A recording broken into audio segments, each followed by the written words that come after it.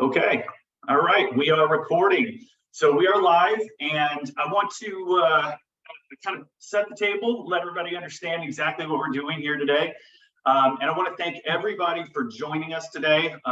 Also, for those that asked to receive the recorded version, you're going to be receiving that after the call. We'll probably have that out about an hour after that. And I understand that we're contending with summer vacation schedules and your work schedule. So I just wanted to get this information out as quickly as possible. And it's really for two reasons. First, as an RPM platform, we want our users to hear feedback from their colleagues that are actually using our platform.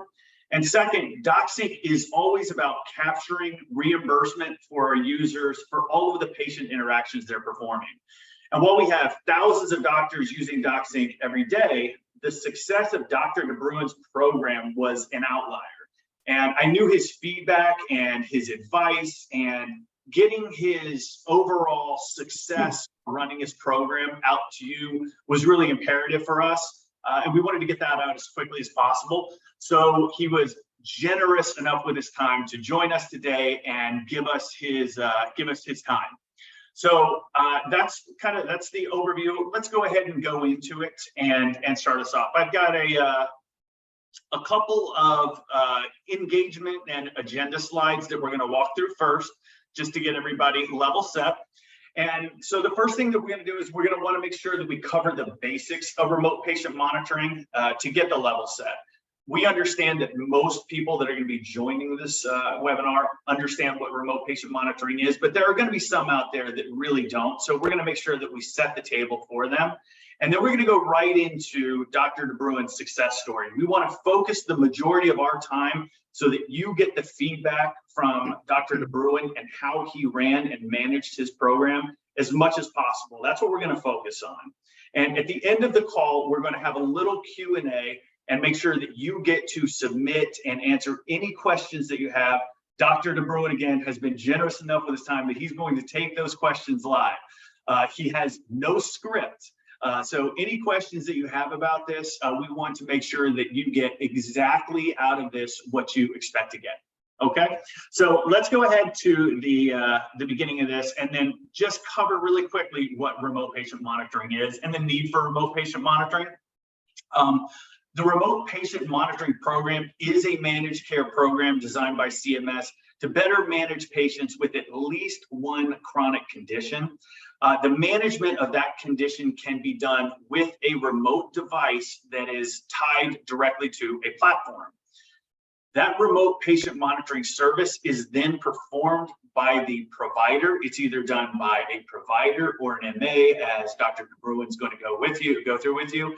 And it's going to allow you to manage that patient remotely through their device readings, and it's going to lead to better care, better reimbursement, and better patient outcomes and satisfaction.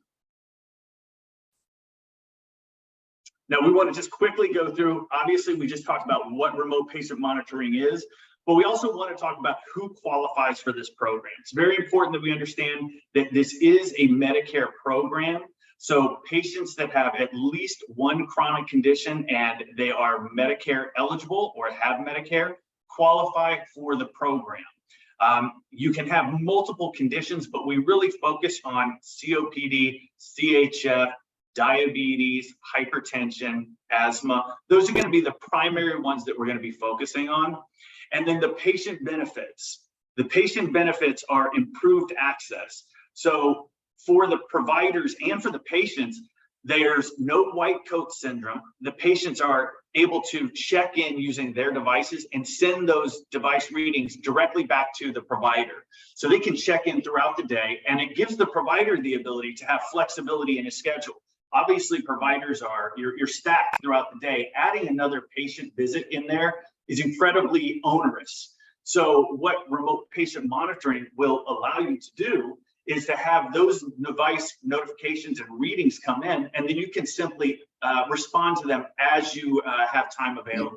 And this is really the workflow that we want to talk to about Dr. Debruin, because this is what he's been able to do very successfully. And it allows you to have a level of personalized care. So you can set alerts, you can message directly with the patient, you can send SMS messages to the patient. So all of that is a huge benefit for the patients. And then eventually, we believe, a huge benefit for the providers because of the reimbursement and because of the flexibility of the platform. So with that, that's our overview of what remote patient monitoring is. We want to go ahead and skip right to the meat of this, and that is Dr. Debruin. Let's go ahead and talk to him. I'm going to extend an invitation to him and ask him, Dr. Debruin, if you could tell us, a little bit about your history, where your practice is, how long you've been doing it, and just give us a little overview of who you are, and then I'll take it from there. I'll start asking you some questions. Sounds good. So hello, everybody. I'm Dr. Mark Debruin. I've been in practice 33 years, and my practice is in Orangevale, California, which is right outside Sacramento. When Brad set up this call, I told him I was going to be in Florida for a couple of days. So here I am at the old table here doing this call, because I do feel it's a very, very pertinent and important call for primary care, who probably mostly does RPM. I was doing CCM in my office, and I believe that probably 90% of doctors don't know about RPM, though it's been out there for a few years. And I love medicine for what I do, but also I love business too. And, we work really hard at what we do. And if something's out there to capture some income and doing great care for patients, where I think RPM is the future a little bit as far as taking care of patients, then it's a home run for everybody.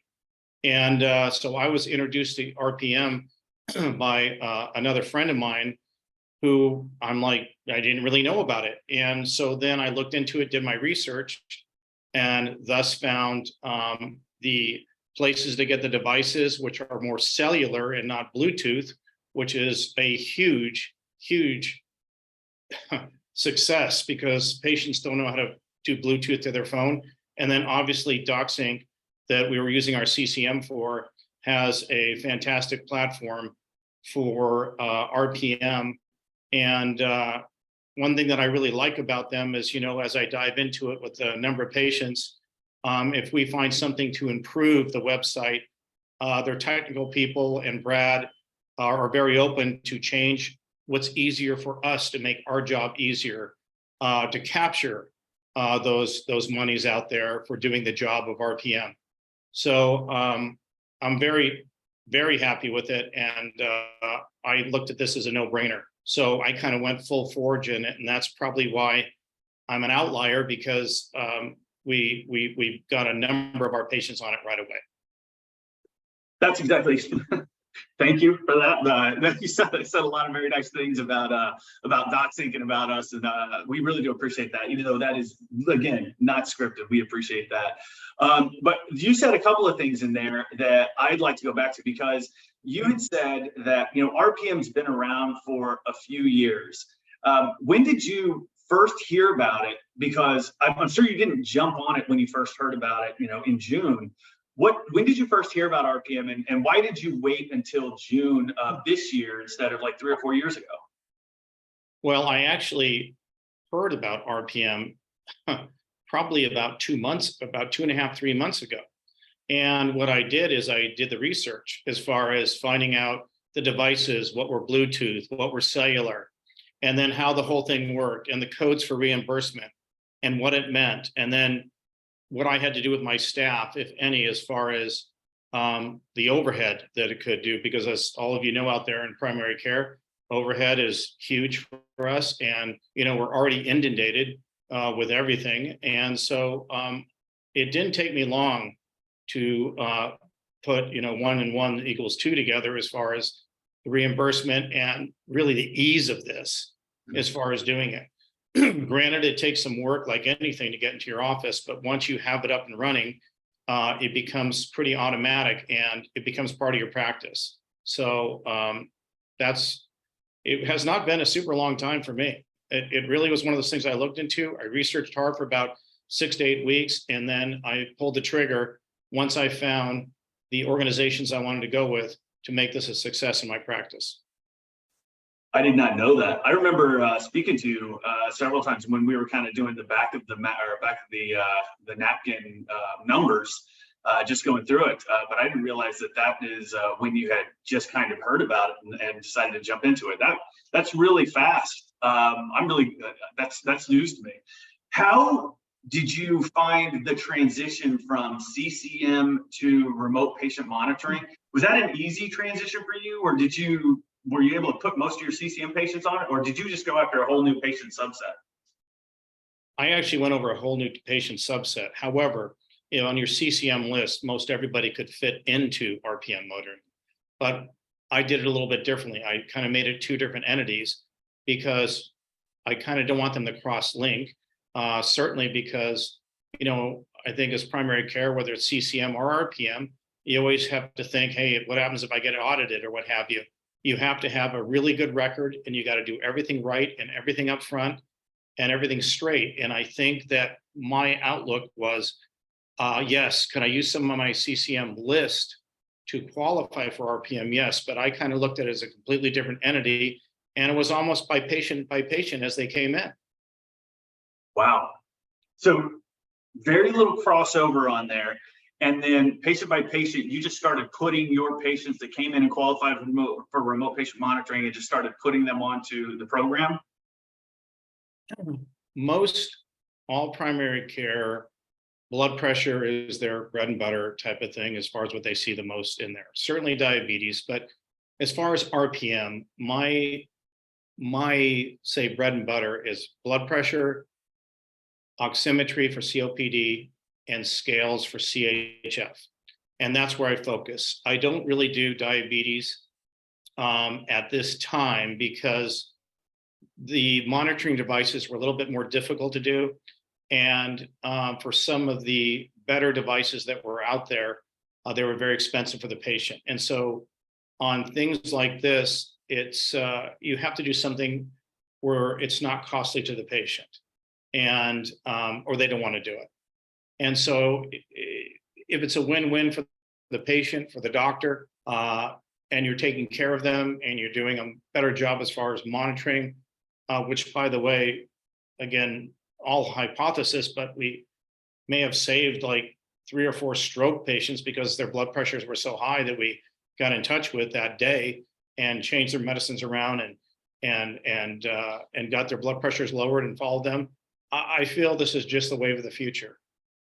Wow, you did not share that with me. That's great. Thank you. Man, that's amazing. I mean, one of the reasons we started this was for the patient outcomes. We always wanted to be beneficial to the providers inside of their workflow and capture the reimbursement. But the patient outcomes are powerful. So thank you for sharing that. I didn't know that. I also think the patients, again, it's how you present this to the patient, but I think the patients are actually very excited about this, and they actually want to do it. Because I think healthcare with the patient and all the literature and everything we read and the internet and all that kind of stuff, they want to be involved with their healthcare. And probably 90% of the patients have their own blood pressure device at home. But, when they feel they're kind of being, you're holding them in their hand a little bit and the monitoring is being done, they feel a little bit of a relief, and also a little bit of, this is pretty cool. So we're very happy with the program. Yeah, so I wanted to talk to you about that because our typical remote patient monitoring patient population is going to be compliant at about 90%.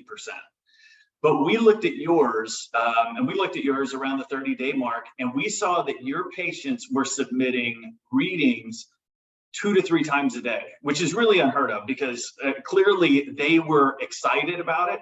And about the program and about being on the program because your staff was responding so quickly, I guess, to them and the way it was introduced. So I wanted to ask you, how did you introduce this program to your patients? And did you do it at point of care? So when you were seeing them, did you do it at point of care? And how did you introduce it to them? Well, I first want to kind of comment as far as, physicians in themselves. I think that, you have people who want to investigate, and they want to, and they lag a little bit on it, and sometimes it falls through the cracks, and they don't pursue it because they get so busy or because whatever. And I think that all that's good because you have to feel comfortable doing it. And I think it's very good to investigate. But, I also think you have to be doers of this. I think the difference on our office, maybe why we were so successful in the first month or whatever, is because to me, this is a no-brainer. The funds you have to put out, you get it back in basically a month, and then the rest of the year is pretty much profit. And the patients get monitoring and they're happy, and we are monitoring the patient better. As we all know, you check blood pressures in your office. And so we have students come in our office to help train them. And sometimes the blood pressure may not be right. And when they get home and with this RPM, we start seeing higher blood pressures, and we're able to catch that. So I think with all these being a home run, it's almost like, I think this is for the doctor who really wants to introduce something new and wants to monitor the patients, and they get the benefit of the extra income on this, and they're a doer and they want to go ahead and do this because it's pretty simple. And the way that we did it is I told all my blood pressure patients, let's use that for example, that, we're putting the patient would come into the office and I'd say, we're putting all our patients on something called RPM. And I'd explain it to them and I'd say, this helps me take better care of you. I can remotely monitor your blood pressure. And I think you'd be very happy with this. And a lot of them say, I have a blood pressure device at home. And I say, well, why don't you just put that on the shelf and we're going to give you this one and start checking it. And we'll be calling you once a month and we'll be able to monitor your blood pressure. And I mean, I don't have any resistance. Maybe there's always some resistance. So maybe 5% state, you know what, doc, I don't want to do that every day. I don't want to do that. And I say, okay, then don't do it. I say, but this is here if you want to do it. And so every patient that came in, we ordered a number of devices in the beginning because I already knew the number of patients that we had. And I set up that when the patient came in, they went to see my staff member and I would be telling them about it and they wanted to do it. My staff member would get the cuff and they would put it on them and they take it home with them right that day. And I really believe that's why we were so successful in this because, we didn't just talk about it and have them come back another week to give them the cuff. Everything was there. We did it 1, 2, 3. Yep. And I think that that's really how to approach this to get the numbers up in your practice. So you could take advantage of monitoring the patients and doing a great job with that.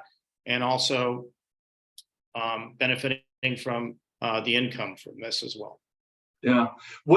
So when you were giving those patients during the encounter, when you were introducing it to them, what would you say? How many minutes did that add to an encounter, or did you just start to streamline it immediately? Just make it like a handshake? I would just basically come in and say, hey, I got something very exciting and I've been waiting for this, which I was waiting more of the cellular type of device, which has been out there. And I stated that we're putting our blood pressure patients on this, and then we talk about whatever other medical issues that they had, and they were all 95% of everybody stated, God, I'd like to do that. And I say, okay, well, we're going to get you over here. My staff's going to get you on a blood pressure cuff because they have a large and they have an extra large size, and I find the extra large is usually a little bit better. Just because if you have a tighter blood pressure cuff, you may not get exact readings, but then you have the people who have smaller arms and we just use a large for that. But despite that, everybody has been very happy with it. Okay. That's great. That's great. And so would you were putting on, and just to go through the numbers, just for everybody that's listening or is going to be listening to this, you put on 300 patients in your first month. So that was at an unbelievable clip for those patients. But again, your compliance rate was around 93%. Was the workflow? Could you kind of describe the workflow for the managing of the notifications and the readings that were coming in? How you and your staff were responding to those? So our numbers were just a hair shy of the 300, but pretty close to that.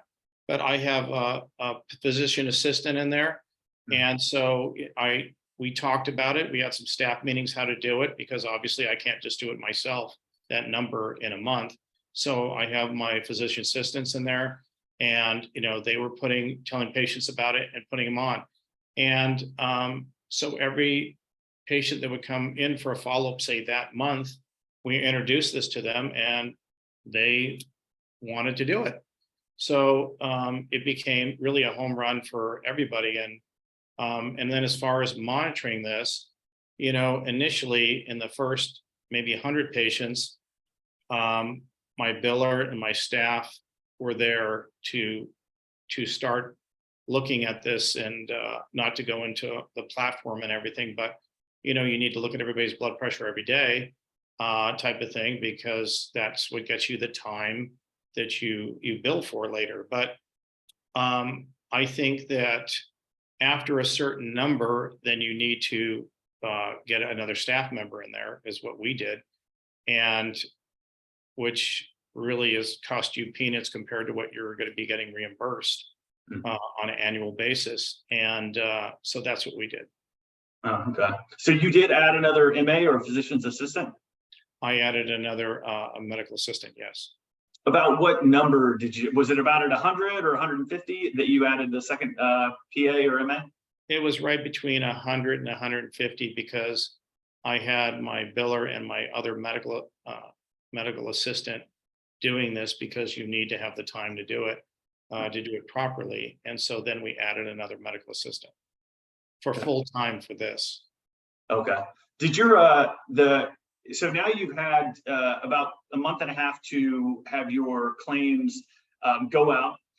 So you had your 99453 and your 99454, which for everybody is the onboarding and the device compliance. And then you got your 99457 and 99458.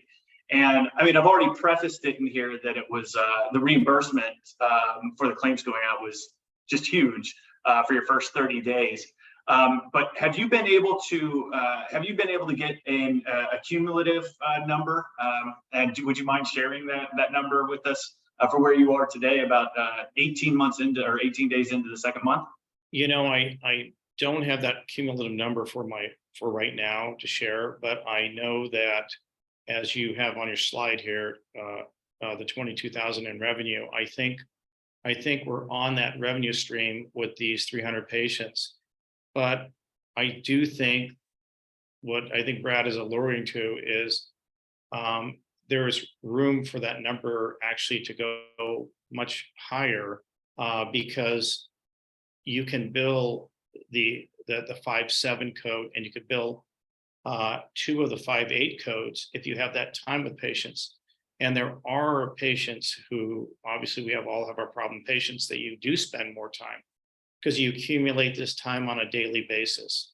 And so a lot of offices, at least I hear the national average on this, is billing 157 and 2 5/8, which would add to that bottom line revenue stream. And so I just think there's a lot of leeway here that you can do with the staff and doing things right, and having everything on a record for the patient. Perfect. And to be clear, so you had mentioned that the cellular devices are a game changer, and that's what we noticed as well. So 3 or 4 years ago, we were all using Bluetooth devices with our remote patient monitoring programs, and compliance was okay, but it was not as great as obviously with that cellular device. Which specific vendor did you end up going with? And did you interview a lot of vendors, or did you just go with one that you got comfortable with? I looked into a number of vendors, and actually what I landed on was Smart Meter. And Smart Meter is cellular all driven, from scales to blood pressures, and they do a great job. And that's what we use. Okay. And have you? And this is truly, I really don't know the answer to this. Do you experience a lot of, do you experience any having to send any of the devices back, or have you experienced that at all? You know, we have had a couple of devices we've sent back, but it's very, very minor. I mean, it's probably less than 5%. As far as sending back, like maybe the cellular chip's not working or something. And then smart meter has been very awesome as far as just sending it back and sending us another one out. No, that's perfect. All right. So they just get it right back out to you as soon as you say that you need another one, they just send one right back out. They do. Okay. Okay. Perfect. Well, I've got a couple of questions coming in the chat. So I want to let some of these other doctors ask some questions, and these are unscripted questions. So as we start to get these in, there you go. I've got one for you. This is a good one. Okay. Okay. What kind of denials has your billing staff experienced, if any? So we haven't experienced any denials to as far as I know right now, because I talked to my biller. The only thing is for patients who have high deductibles, you got to be cautious with some of them, because then these charges will incur on them, and they probably are not a candidate for this program, just because of they're a candidate as far as the great RPM and the blood pressure monitoring and all that, but I don't think they'll want to put the cost out. What's the typical cost on that? Is that going to be 20% copay? Everybody's different. There's so many insurances. Some people just might have a high deductible. As far as, I mean, there's thousands of different insurances. Okay. I think ideally your Medicare patient's an ideal patient. Certainly you might have a secondary, but many young patients who have blood pressure, they have an insurance with no copays. So it really depends on the insurance by insurance. Okay. Well, that actually leads into the second question we got, which is, are you only putting Medicare patients on your RPM program? I am not. I am putting everybody who has used blood pressure, for an example, who has blood pressure. If I see, because in our charts, you could see if they have, a $50 copay or a $30 copay, that type of thing. Mm-hmm. I will ask the patient, look, we have this great RPM program, but you might have a copay with this every month. Is that okay? And if they say no, I don't want to do it, then we don't do it. So I really think probably your bread and butter patients are maybe a little bit of the elderly patient who probably does not have a copay. Yeah. But you're using even private payers, and you haven't experienced any denials at all with your private payers either. That's great. Not to my knowledge. And again, my biller usually tells me as far as problems, and I'm sure we may have a few, but it's not the majority, let's put it that way. Okay. Okay, I've got one other one in here, and I think you kind of covered this, but if you could, apparently, if you could be a little more specific, they would love that. How did adding nearly 300 patients impact your nursing staff for the first month? And what preparation did you do to prepare them for their new responsibilities? Well, to be honest with you, it was a little bit of a whirlwind, and this is the work that you got to put in the beginning, because, and initially you start this and you go, this is a great thing, and we're just going to take it day by day and see how it goes. And I think when you start new things, that's what happens. And so I told my staff what we're doing, and I stated, we're going to take the patient as the patient comes in, and we're going to put the device on and tell them about it and get things going. And, there was some days there that, you see a number of patients, as people sometimes show up and they're not scheduled, and they show up. And, if I was too inundated, I would just tell the patient, look, let's have you back at noon the next day or the following day, when we didn't have patients in the office. As a matter of fact, I did that on a few days where if we were just too inundated, I would just have people come back during a lunch hour and we would help put the device on with them at that point in time. So there's all types of innovative ways you could think about to do it. You know, for some of you, it might be at the end of the day. For some of you, it might be lunchtime. But I do think getting these devices on people and getting things going is something that benefits the patient, benefits you, and it's just a home run for everybody. So that's just the thing. You just do it, right? You just commit to doing it, and then you just do it, and you don't know what you don't know as you get into it, but you try and prepare for the workflows that you think are going to come up. Just like the Nike commercial, just do it. Just do it. Okay, all right. And then the preparation. Okay, perfect. So we got that one. And then would you say that your remote patient monitoring program has enhanced your ability to provide personalized care?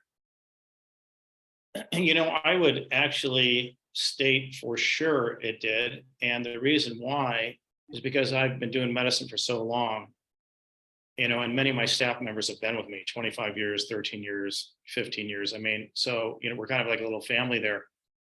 But as far as the patient is concerned, you know, when the patient gets a call from me personally, you know, and I'm not in the office, I'm calling them on my cell phone. And, you know, the response has been, geez, doc, thanks for giving me a call. And, you know, thanks for looking out after me on these patients that I have to call because their blood pressure is high and we notice it's high. And to be quite honest with you, many of these patients are just not taking their medicine, or they ran out of their medicine, or they just need a higher dose. You know, it's not rocket science on a lot of these people. It's just that it's life, and it's all kinds of issues that may come up with the patient. And so, you know, my responses from the patients getting off the phone with them is, wow, that's really nice that you're looking out after me. So I totally think it enhances the personal experience with the patient.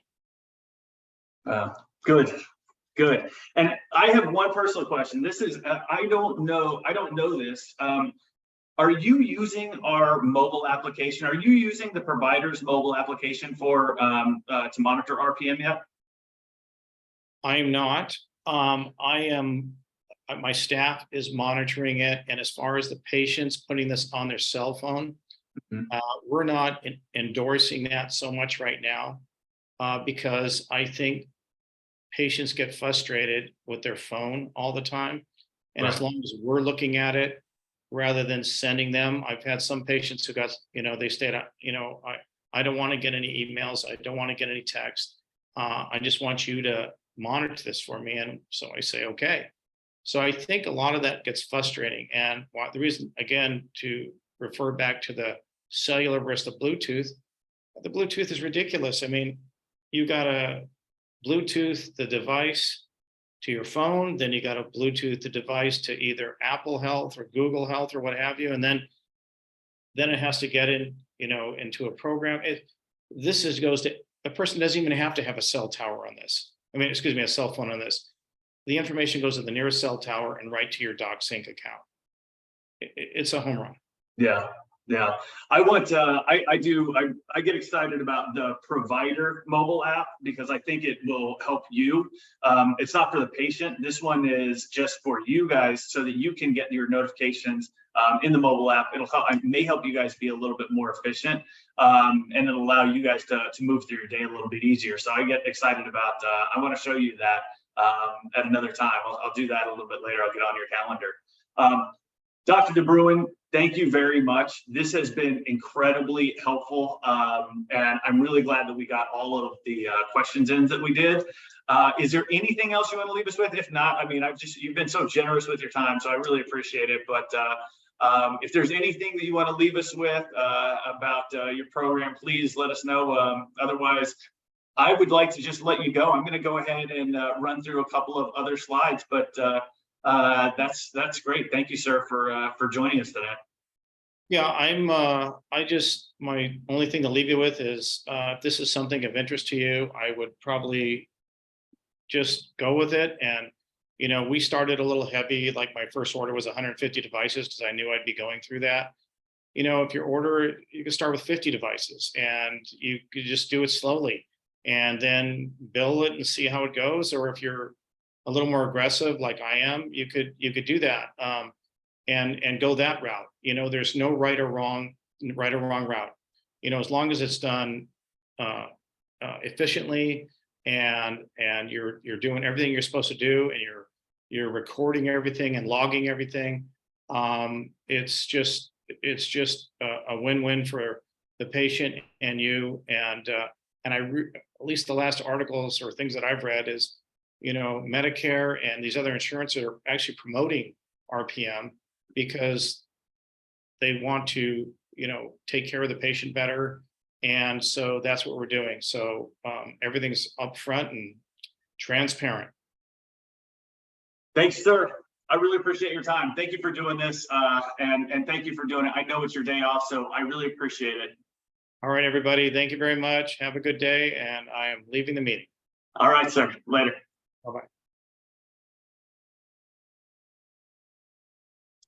Okay, so I'm just going to walk through, these are the features and benefits. This is one of the components that we want to make sure we leave you with for the remote patient monitoring program. This is where Dr. Debruin was able to get the majority of the benefit from the program so quickly. His compliance rate was really something that we hadn't seen. We normally are over 90%, but this was well over 90%.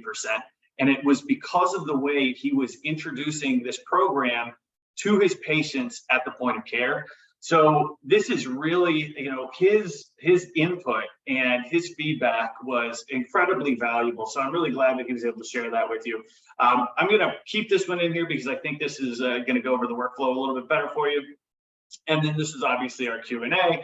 And one of the closing remarks that we wanted to put on here is that it's very easy for the providers to create a successful remote patient monitoring program. And what Dr. Debruin was saying about this, and what he has been hammering to our customer support team and to the other providers that he has introduced us to and have brought on, is that these successful remote patient monitoring programs are very easy if you just do it. The administrative burden was really reduced because of the automated claim generation that we're able to do. So we can create those generated claims and just post those back into your EHR very easily. And then we do offer an additional service that we didn't do for Dr. Debruin because it's so unnecessary for him. But we will monitor your patients for you. So if you want to have those patients onboarded and you want to offload that ramp up, we'll do the monitoring for you so that we can help you grow your RPM program so you can get out of your own way and get familiar with it. And for the next 60 days, we're going to be offering this deal. And this is only for our DocsInk customers that are currently customers. So it is a half price setup. It is half price training. And this is only available for the next 60 days. It's a limited time only, and it's only available exclusively to the DocsInk customers that we have invited to this event. And I'm going to close with, I really appreciate everybody taking their time today.